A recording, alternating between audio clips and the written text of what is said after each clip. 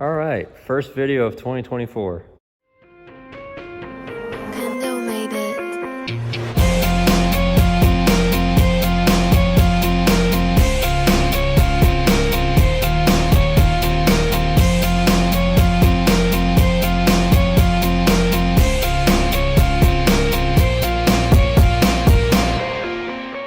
We're gonna do some work on the Geo finally.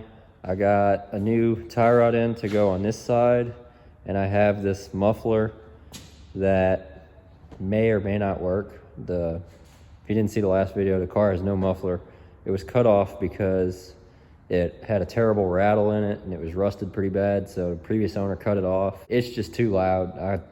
I mean, I drive late at night and whatnot. It sounds cool, I mean, because it's a 3-cylinder, but it's just too loud.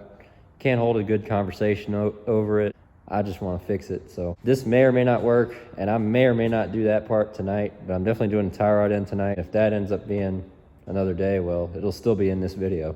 Fun fact, this concrete slab, the red truck that I had was sitting right here, and the slab is now a shop. This is Corey's shop. He's not in here at the moment, but yeah, this is where the red truck was parked. This is that same slab, it's just got a shop built on it now. So anyway, every time you shift or let off or accelerate or anything, it just clunks really badly. And I've put about 1,000 miles on the car now, and it's getting worse. And I don't feel safe driving it like that, so I got this.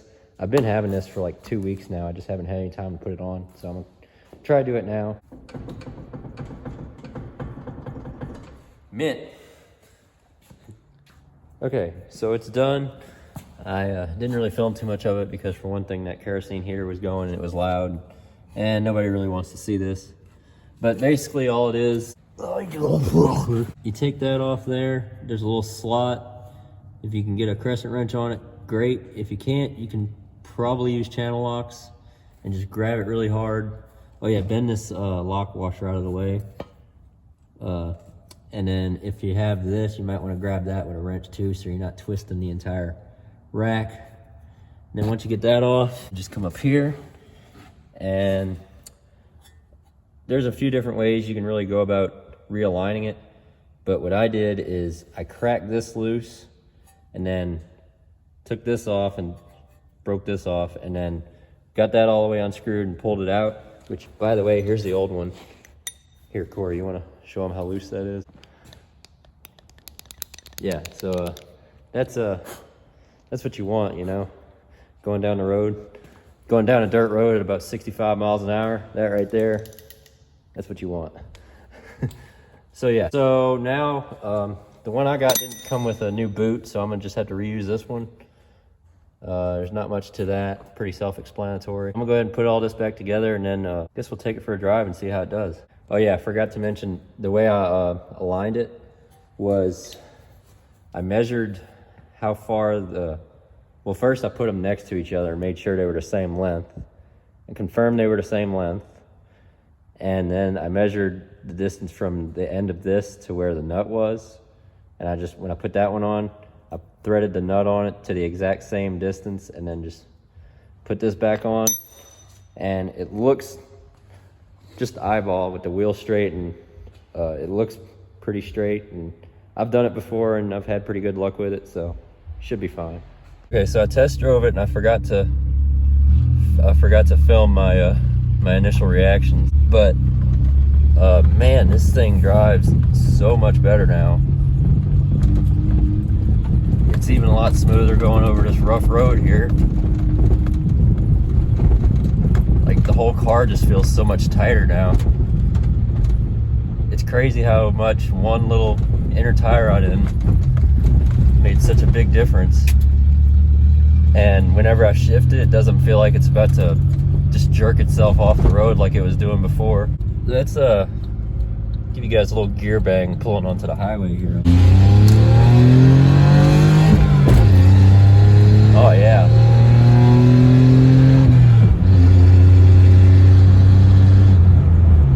It was so sketchy before trying to do that kind of stuff, especially like letting off. Like, if I take my foot off the gas, it would try to throw me into the shoulder. Now it just, you can downshift it and it just stays straight. The wheel is a little bit, I know you can't see it, but the wheel is a little bit to the left. So I might go back in there and tweak it a little bit just to get the alignment right. I'm too cheap to take it to an alignment shop, and also I don't really think this car is worth taking to an alignment shop, but man, it actually kind of feels like a car with only 144,000 miles on it now.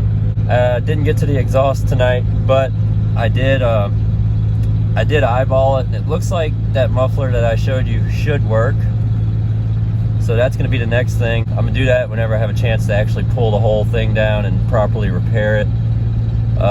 After the last video you saw in this car, the entire exhaust actually fell down, so I had to weld it back on. And I kind of rushed it, so I want to, like, you know, actually get down there and pull it down, patch it all up, fix all the holes, fix all the leaks, do it properly this time, and make it a little quieter, because right now it's just, it's too loud.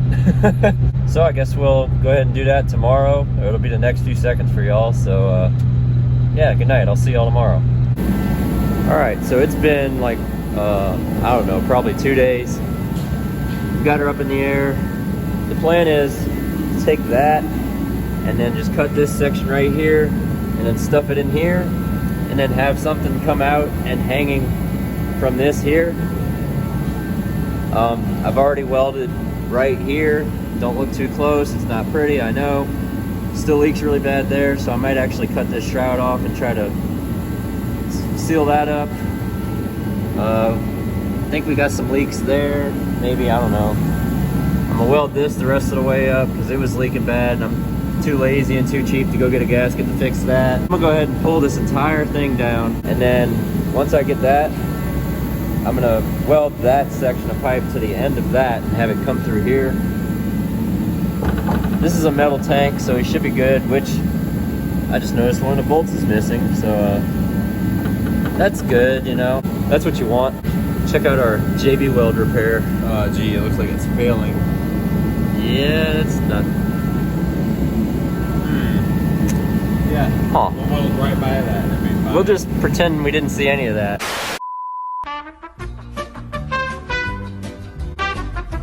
So we've made multiple very disturbing discoveries. First of all, that's not gonna work. It's not gonna fit in here.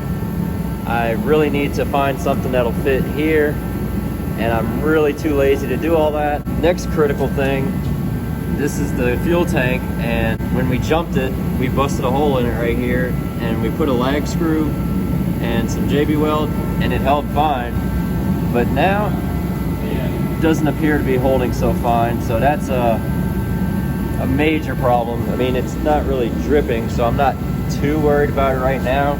The screw's not in it anymore. Oh, the screw is not? No. Okay, well then It's smothered with weld, and then... JB Weld. Well, no, it's smothered with weld, like a welder. And then Wesley blew a hole in it, and I repaired the hole, but it still got damp like this. So then we put JB Weld on it, and it was perfect for a long time, but now it's leaking again. So that's very scary. We'll figure some of this out. Oh yeah, we're fixing this while we're at it. That clunking that I was showing you turned out to be this strut here is not clamped down tight enough, and so it's just flopping around there. So we're gonna fix that while we're here. Well, that was kind of a failure. I found a lot more problems going on under there than I was aware of. That muffler's not gonna fit. The gas tank is leaking, so it'd be really sketchy to be welding around there. So I really need to either repair the tank or replace it. And I really need to find a muffler that'll actually fit if I'm gonna do this. I really don't wanna do a side exit because I plan on bashing this car off-road a lot. It's gonna be causing clearance issues. I also found, I know this car has been wrecked, and of course we jumped it. Also found some structural damage. We think when we jumped it, it landed there on that subframe, and if you look up there, you can kind of see it. It's all kind of tweaked up in there, so kind of lucky the car even looks straight and drives as straight as it does. We carried a transmission in the back one time and it was leaking real bad, so it's still leaking. So that's just transmission fluid for no reason. But the big concern right now is that fuel tank.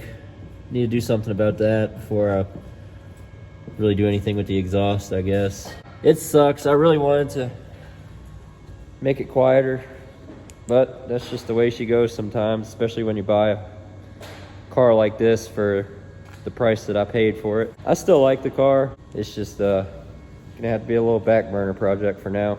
So, kind of a failed video, but at least we got some things done. We got this fixed.